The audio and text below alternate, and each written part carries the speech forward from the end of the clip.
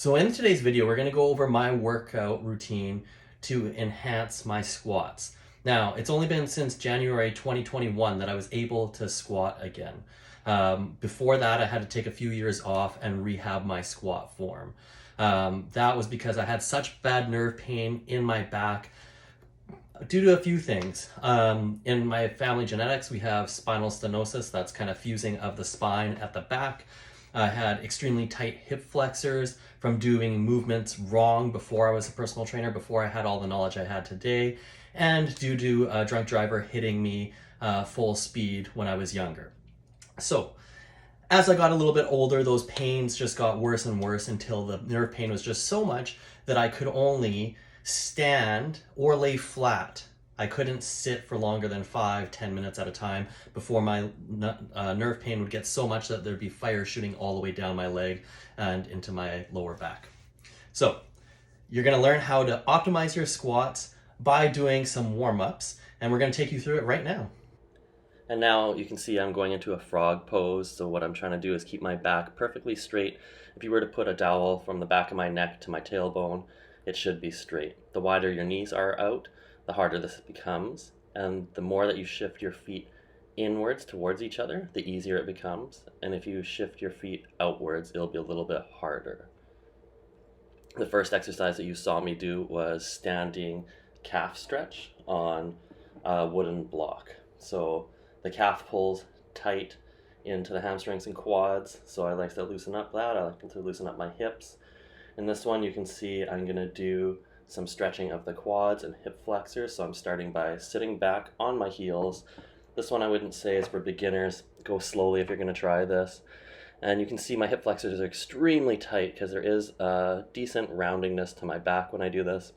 Stretching out my arms way above my head, trying to get a nice stretch in there. And you would try to hold that for 60 to 90 seconds as I'm trying to squeeze my glutes to stretch out my hip flexors.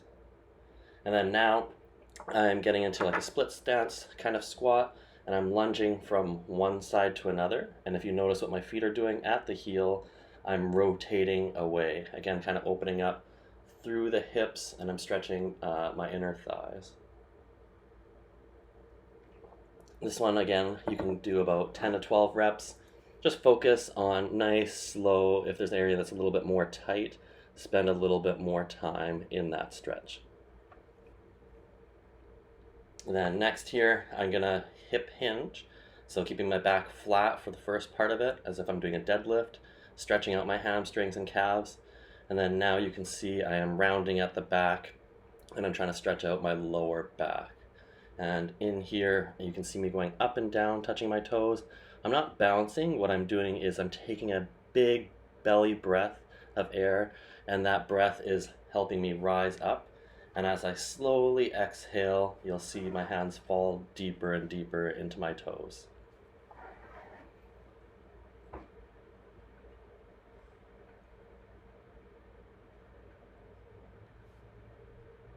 And then in here, this is a little bit of shoulder rotation. So if you're squatting and you have a bar on your back, you need your arms to get at a 90-degree angle back further than just ear level. So I'm using this foam roller you can see now to check.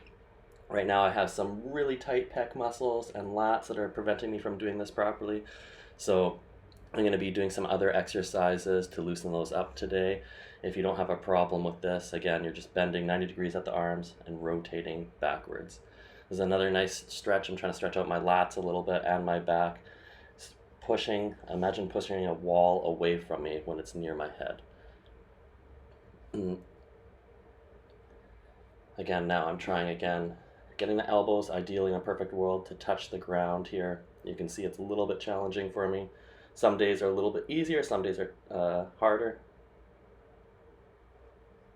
So to help loosen up that muscle, I have a broomstick, and now I'm going all the way above my head and trying to get the broomstick to touch my butt, and then coming back to the top of my thighs. To make the exercise easier, the further away your hands are, the easier it gets. To make it harder, move your hands in closer. Now I'm stretching out my lats, leaning from side to side, and I'm trying to push my hip in the opposite direction. Now I'm going to activate my glutes and stretch out the shoulders more. So in here, you can see my one foot slowly drag against the ground, and it's just slightly lifting. Again, if you could see my back, if you put a dowel on the back of my head and my tailbone, it should be perfectly flat. There shouldn't be rounding in the back.